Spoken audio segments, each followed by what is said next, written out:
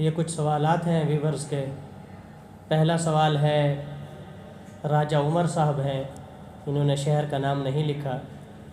ان کا سوال ہے کہ ڈاکٹر ذاکر نائک کو سننا کیسا ہے؟ ڈاکٹر ذاکر نائک صاحب مجموعی طور پہ اسلام کے حوالے سے وہ جو ہے کافی مفید ثابت ہو رہے ہیں، اس لیے کہ ان کی وجہ سے بہت سے غیر مسلموں نے اسلام قبول کیے ہیں۔ دوسرا،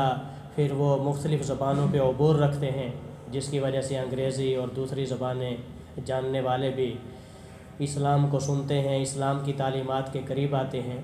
لیکن اسلام کے احکامات کے حوالے سے ڈاکٹر ذاکر نائک صاحب کا جو ہے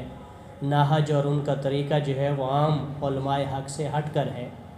ڈاکٹر ذاکر نائک صاحب جو ہے ذرا جدیدیت کی طرف، مادہ پرستی کی طرف مائل ہیں، وہ جو ہے جدید اسلام کے قائل ہیں، جبکہ علماء حق کا اور ہمارا یہ دعویٰ ہے کہ اسلام 1400 سال پہلے مکمل ہو چکا ہے، اور نیا زمانہ اور نئے حالات ان کو اسلام کے مطابق ڈھالا جائے گا، اسلام کو ان کے مطابق نہیں ڈھالا جائے گا۔ اس لیے بہرحال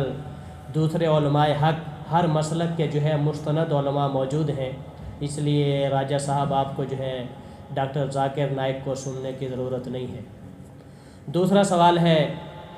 اللہ ڈٹا صاحب ہیں کراچی سے، انہوں نے سوال کیا ہے کہ مرد کے لیے سینے سے بال صاف کرنا جائز ہے یا نہیں؟ مرد کے لیے جن جگہوں سے بال صاف کرنا ضروری ہے، زیر ناف بال ہیں، اسی طرح بغل کے بال ہیں،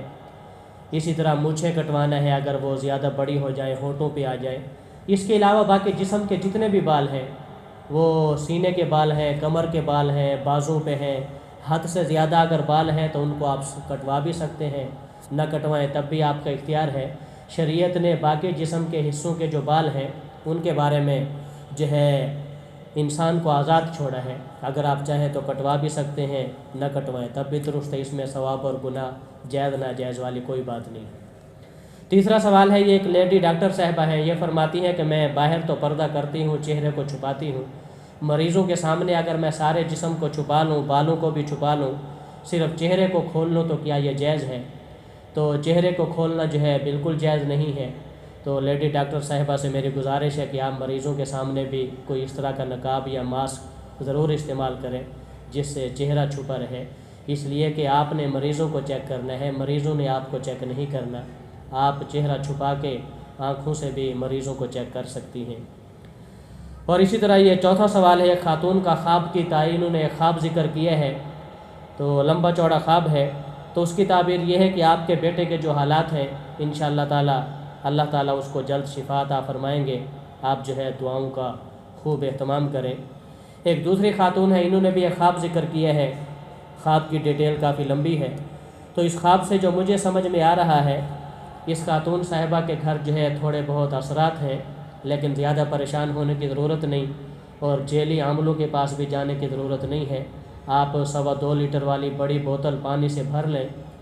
اور آتے جاتے ہر وقت جو ہے جب بھی آپ کو موقع ملے سورہ فاتحہ پڑھ کے اس پہ پھونک مارتی رہیں، دم کرتی رہیں، اور سارے گھر والوں کو پلاتی رہیں،